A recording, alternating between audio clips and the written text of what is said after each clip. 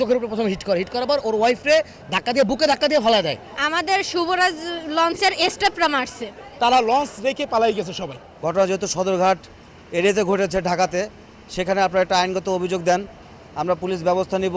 শুভরাজ লঞ্চে ঢাকা গেছে স্টুডেন্ট 8 জন, সেই টিকিট মিসিং করছে তারা স্টাফরা, ঠিক আছে, বেশি দিছে, ওরা শো করে বের হয়ে গেছে। আর স্টুডেন্ট মানুষ বুঝতে পারে না তো কিছু, সেই টিকিট মিসিংয়ের কারণে ওরা ফোন দিয়ে আবার থ্রেট দেয়। তারপর ওরা আবার পরীক্ষা দিয়ে এক্সাম দিয়ে ঢাকা থেকে যখন আসে মানাবী লঞ্চে, ওরা আবার এই শুভরাজ লঞ্চের স্টাফ যারা, ওরা আবার ওদেরকে দেখার পর ওরা ওই ছেলে আমার ওই ছোটো ভাইকে হিট করে। ওই লঞ্চে আমিও ছিলাম।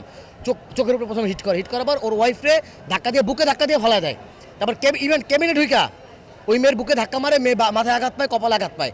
কেবিনে ঢুইকা ওরে আবার থাপ্পড় মাইরা, ওই ছেলের থাপ্পড় মাইরা, রনিরে থাপ্পড় মাইরা, আবার ও রনির কাছে টাকা চাইতেছে, টাকা বের করতে দেওয়ার জন্য থাবা দিয়ে পুরো 12,000 টাকা সহ নিয়ে চলে গেছে। তারপর আবার ওই যে মেয়ের ব্যাগে চেইন ছিল, সেই চেইনও ছিনে নিয়ে গেছে।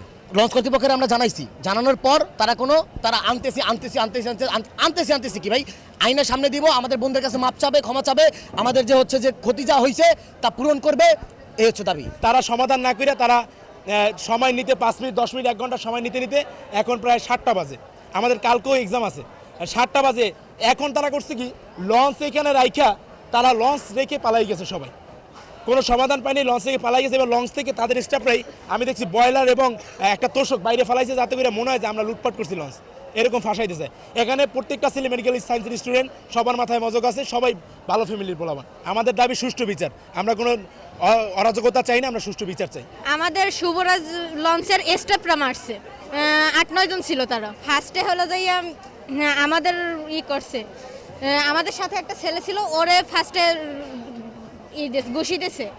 তারপর ঘুষি দেওয়ার পর ওরে ওইখান দিয়ে ধরে আমাদের সহ ধরে নিয়ে বাহিরে আসে, তারপর ওরে থাবড় দিছে, আবার ঘুষি দিছে। তারপর আমাদের হলো যাইয়া আমাকে ধাক্কা দিছে, ওকে ধাক্কা দিছে, আবার ও ছিল আমাদের হলো যাইয়া কেবিনে যাইয়া টাকা নিয়ে গেছে ছিনতাই করে।